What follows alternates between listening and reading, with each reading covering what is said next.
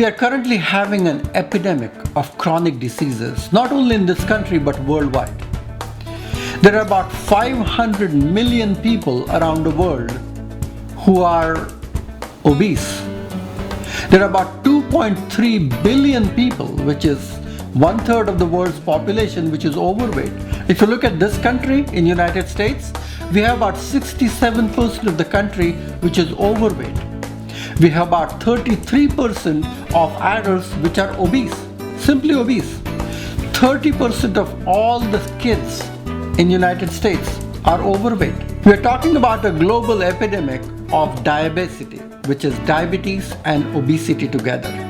And it is so bad that the World Health Organization is estimating by 2050 every other adult will be having either pre-diabetes or full-blown diabetes itself. And as we all know from modern medicine perspective, that diabetes is not only a disease, but it is one of the cause of many more diseases as well.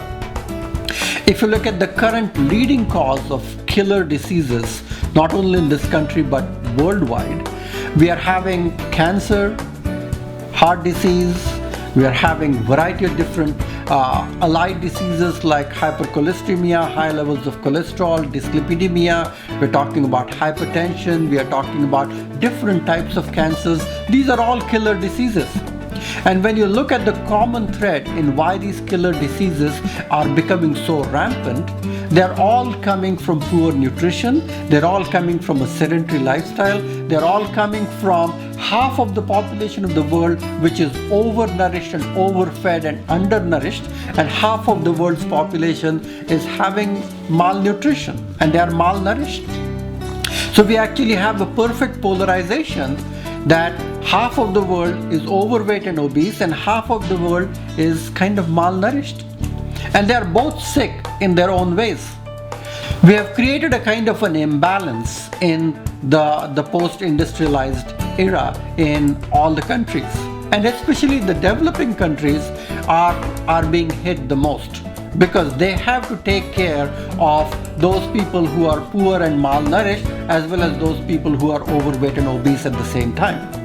So we have to go back and start educating our own children, our own people, the whole strata of society, and how these different foods, which are actually related with creating an epidemic of prediabetes, diabetes, overweight, obesity. Many of these diseases are actually related to many other chronic diseases.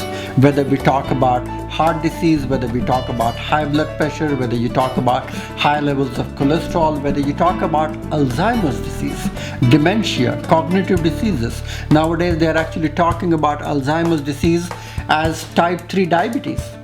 So the same situation where this oxidized cholesterol which is getting stuck in the vessels of your heart or to the brain. So your brain is shrinking and shriveling and your heart is straining because it's not getting the fresh oxygenated blood supply.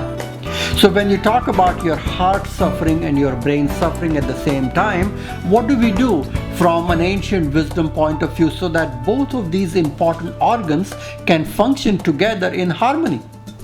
And Ayurveda has a very interesting solution to that. When we talk about turmeric, the golden yellow spice, which has a very potent anti-inflammatory properties, it also is good for scraping and reducing cholesterol and reducing the vascular inflammation in the blood vessels, which will improve the oxygenation to your heart, but it will also improve the oxygenation to your brain as well. It will also improve the cerebrovascular circulation. So turmeric is good for heart, good for brain.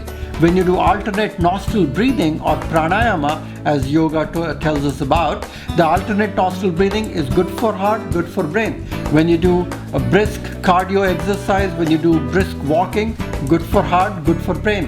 When you get enough sleep, good for heart, good for brain. When you get good deep meditation as a part of your daily routine, it's good for your heart, good for your brain. It lowers your blood pressure, it regulates the functioning of your nervous system in a very systematic manner. So we are actually looking at the holistic principles of Ayurveda that can be applied, and that would be a huge template of prevention of the onslaught of these chronic diseases.